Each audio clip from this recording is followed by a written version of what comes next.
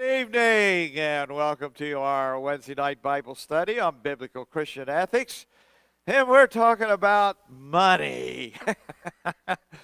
uh, Christians have to deal with money. We all have to deal with money. Oh my. Money is one of the false idols in the world today. And a lot of people are controlled by money. Instead of them controlling the money controls them. And that's very easy for that to happen. And we're going to be looking at some things here in regards to the economics and the biblical approach. And you might be surprised at some of the things that we're going to point out that's in the Scripture. So many of the things that when we were putting this together, and I'm looking at this and saying, I'll bet you a lot of people don't even know this is in the Bible. They may have read it, but they didn't understand it, so they just passed over it, didn't think about it. But the Bible has a lot to say about money. Jesus in his illustrations used money on many occasions for illustrative purposes. Most people know what money is. And so when you use money, you get people's ears real quick. And there's a lot that we're going to see that may be new to you in concept and thought. The culture that we live in has taken more than a century to develop. And the culture happens to be very wrong when it comes to money and the use of money. Among the things that our society has developed over the last roughly 125 to 150 years, it has been developing, is this thing called debt, loans, borrowing, interest, and so on. It's become a way of life now.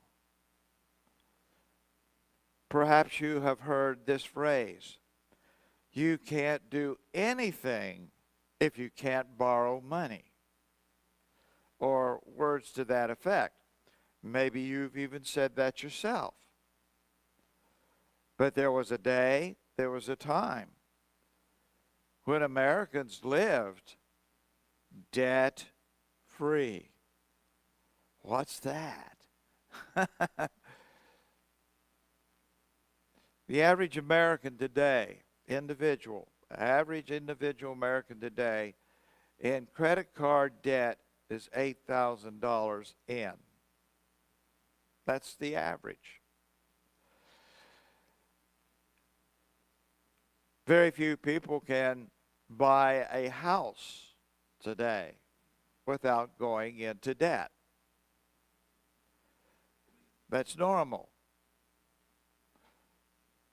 Buying vehicles, going into debt. But there was a day and time that you would build a house, buy a house, debt-free. Likewise, the same with a car, a vehicle. You would buy them, you didn't finance them. But now that's just a normal thing to do. Just a normal thing to do. Finance. It is amazing the amount of money and debt that has resulted as the fact of constantly financing. There's some negative things to having debt. Among the negative things is it brings you to a point where you actually live beyond your means or ability to actually pay for. That happens more frequently than you imagine. And what ends that is a thing called bankruptcy, when you really can't do anything. And then we look at the national debt today in America.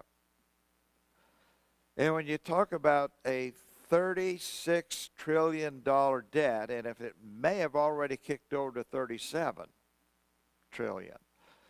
You're talking about sums of money that you can't even begin to imagine. For example, the debt, if you would take $1 bill, no, excuse me, $100 bill, $100 bill, and you start stacking them flat, and you just keep going. And with $36 trillion, you would be roughly a quarter of the way to the moon. Stacking all that up, $100 bills flat, all the way up. That gives you some idea of the enormity of this. And no matter what goes on, we look to the government and we say, we need this, we got to have this, what are you going to do? Well, the printing presses are already running, and they have been running basically 24 hours a day to keep the flow of cash available, to prevent people from running on the banks to get cash or to do whatever they need in a crisis situation. It's just amazing how we are controlled by money. So what does the Bible say about all of this stuff? Well, just a few little things that we'll call your attention to, and then we'll start looking at what the Bible literally says, various passages of Scripture in regards to this whole matter. But when we're talking about money and debt and the price and the cost of goods, inflation is fueled by debt. Yeah, it's fueled by debt. There are two twins, covetous and greed. These also fuel debt. We gotta have. I need this.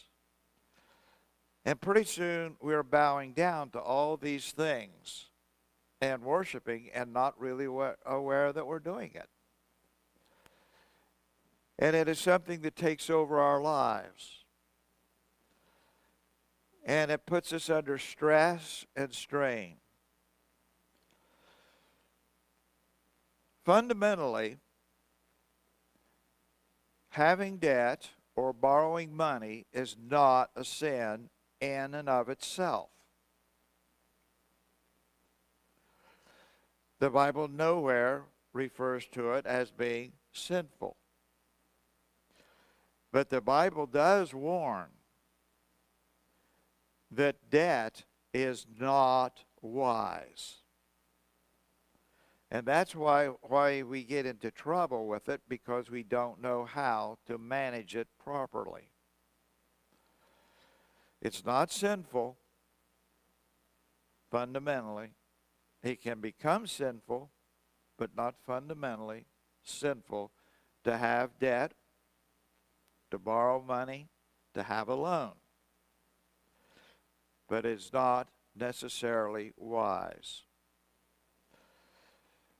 And the Bible teaches other things that we should do and think about doing that today we don't even think about. We're going to see some of that.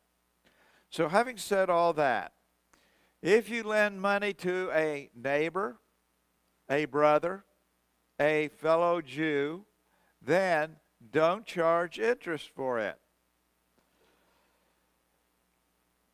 Now, I wonder where and how much debt there would be if we didn't charge interest.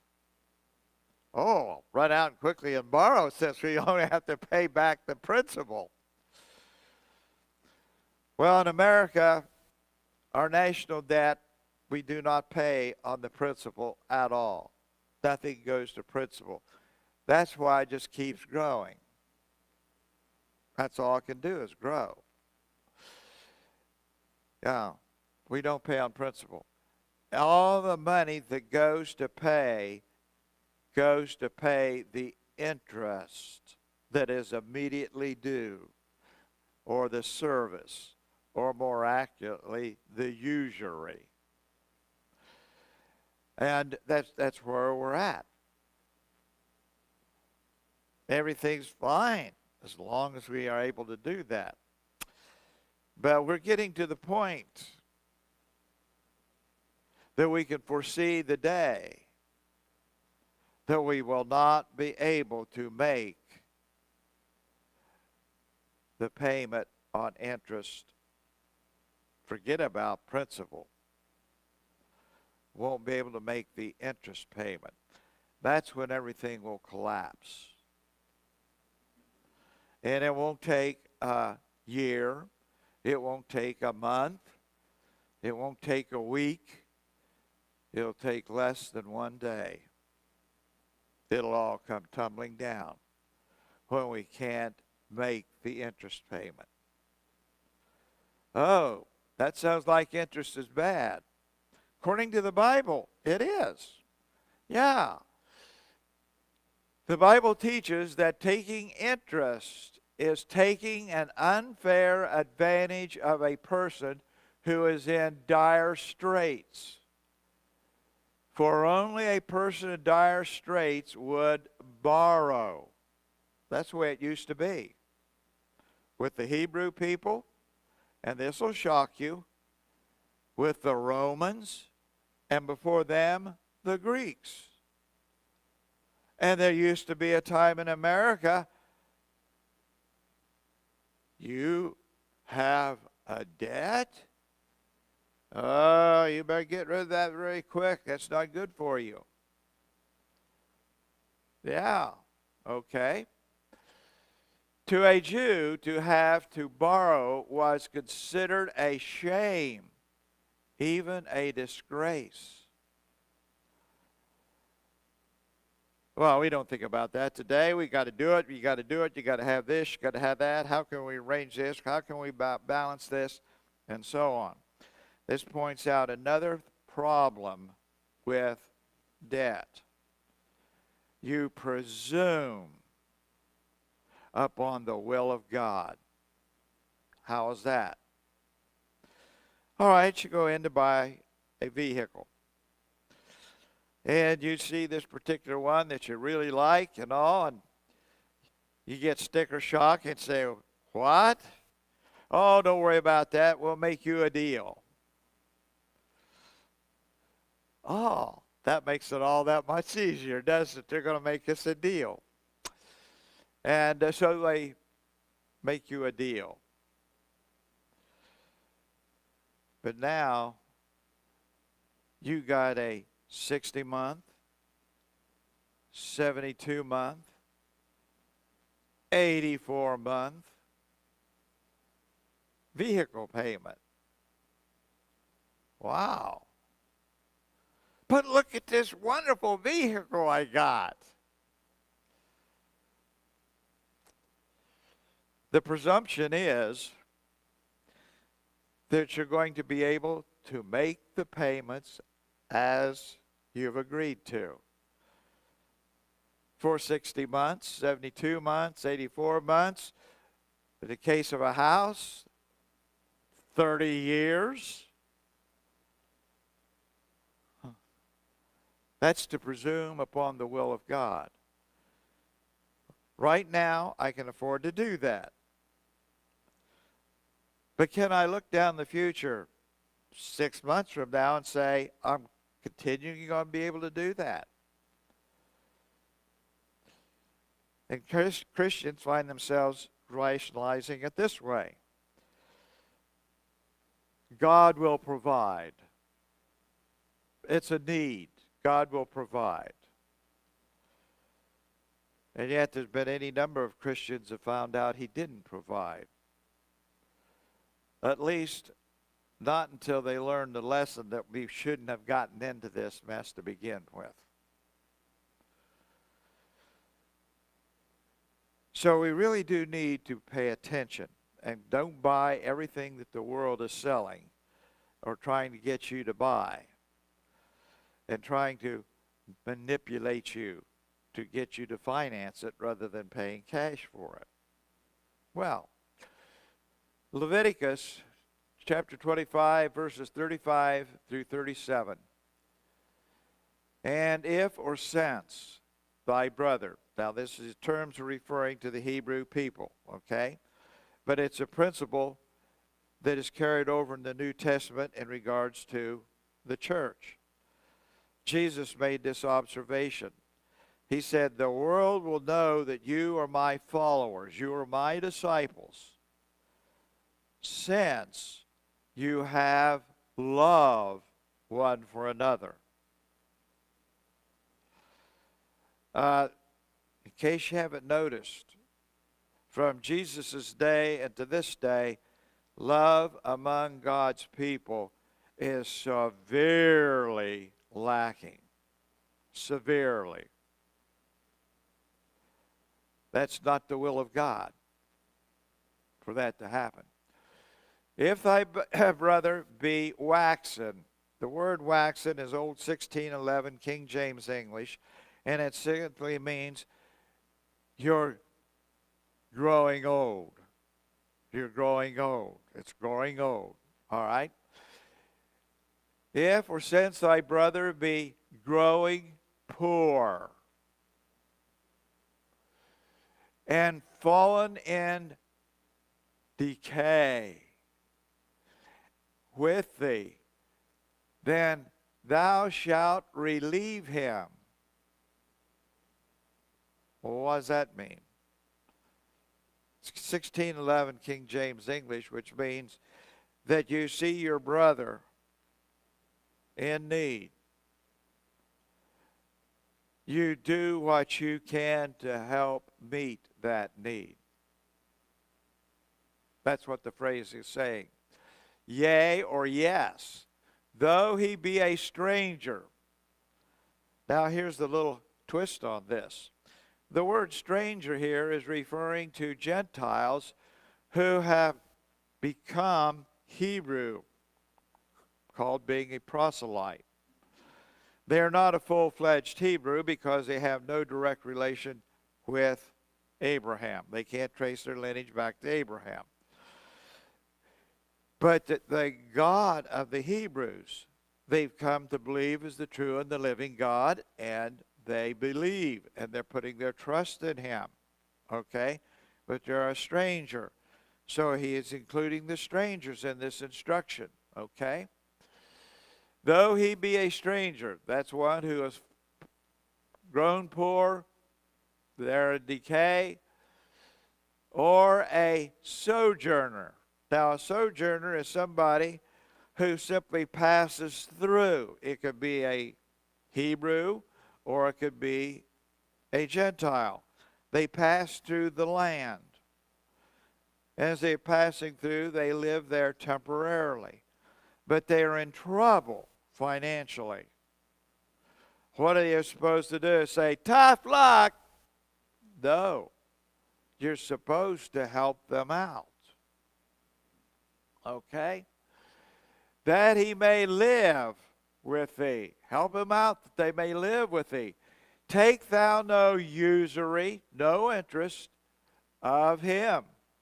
So you lend him $10,000.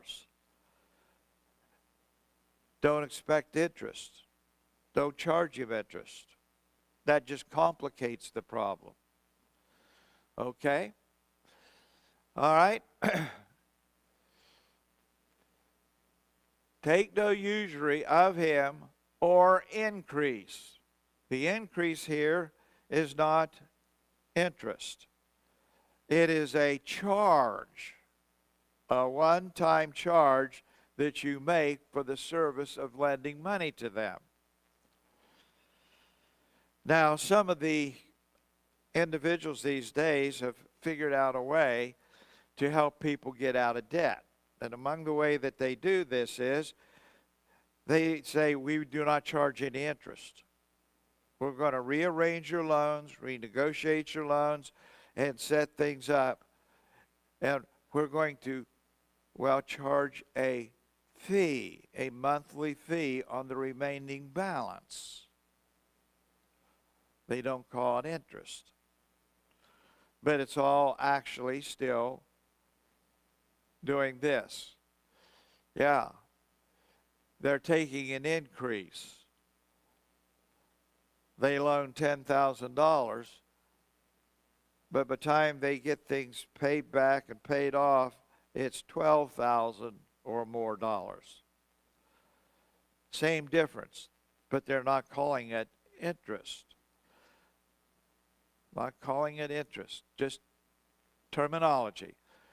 Here's what they're to do, but fear thy God.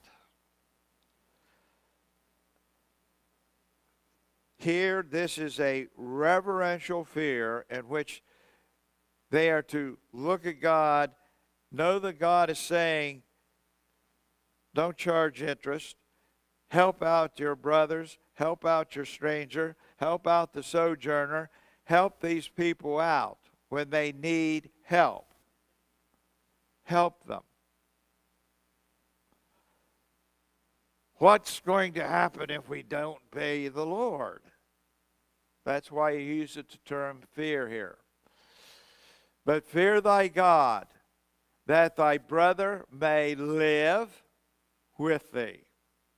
Ah. Now, taking care of those in need around us. Thou shalt not give him thy money upon usury. Again, he emphasizes you can't charge him interest. Nor lend him thy victuals for increase.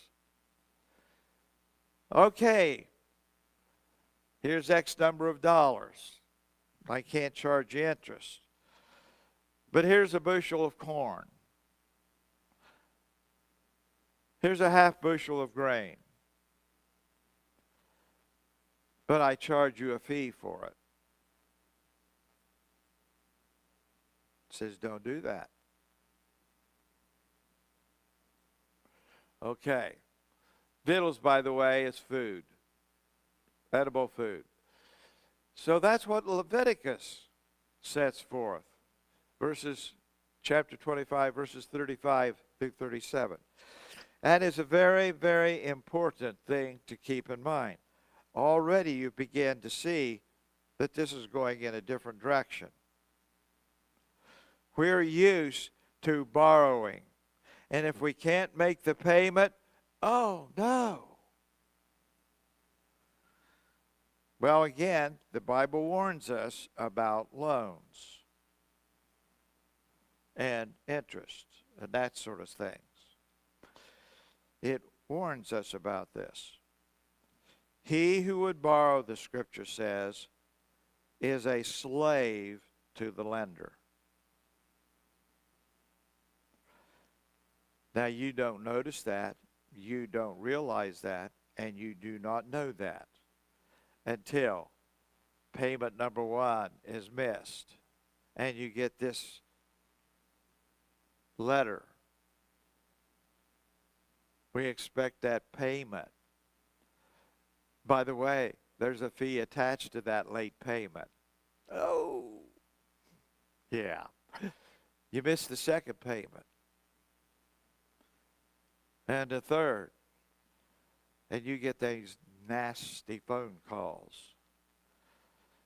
You find yourself, boy, what happened to the smiling face who was so quick to lend us money? It's not there. Now you see the contrast of what God taught the Hebrew people, and the principle is carried over to the church in the New Testament. What we're supposed to be doing is exactly opposite what society tells us that we have to do. And blindly, we've just swooped along with everything they say. Sad, isn't it? Okay.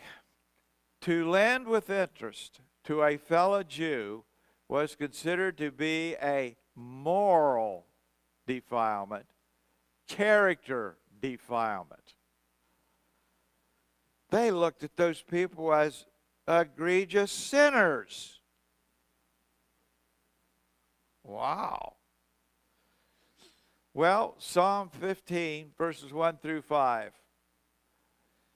Lord, who shall abide in thy tabernacle? The word tabernacle means dwelling place. Houses were called tabernacles, and of course there was the tent of meeting, or tabernacle, which referred to one and the same there for the early Hebrews. And then later on it was the temple, which was the tabernacle, and the place where God's people would meet. Who shall abide in thy tabernacle? Who shall dwell in thy holy hill? The holy hill is the hill where Jerusalem is, and where the tabernacle, or more specifically, where the temple was built. Okay. Who shall dwell in the holy hill? He that walketh uprightly. They're going to dwell in tabernacles. They're going to dwell on the hill. Uprightly here simply means that they are living righteously. They're living righteously, and principally in the context and relationship to how they handle money and loans. Okay? And worketh righteously. Two different words meaning the same thing, but to emphasize this is what characterizes true righteous living. All right? And speaketh the truth in his heart. You don't lie. You don't deceive. You tell the absolute truth. Did you read the last contract when you borrowed money? Or you got a credit card? Did you read the fine print? Here's a principle for you. The important part of any document of agreement that you're going to sign, to obey, or fulfill is not the big print. It's the small print. You will find in many cases that the small print reduces what the big print leads you to believe is the bigger picture, but it reduces it to a little tiny picture of what you're getting and what you're to expect. Know what you're getting into. Here's what I found. I read contracts. I found that the people who carry these contracts in have no idea what's in there. The last contract I read, 63 different items I highlighted and said, explain this to me. So that salesperson couldn't do it. So they took it back to the corporate office. They couldn't do it. They had to go to their attorneys to tell them what their own contract said, which none of them knew what it actually said or even why it was there to begin with. Know what you're getting into. And say, well, they want you to hurry up and do this. The page is this long, and the pages are this deep. Some exaggeration here, you know. But you got the idea.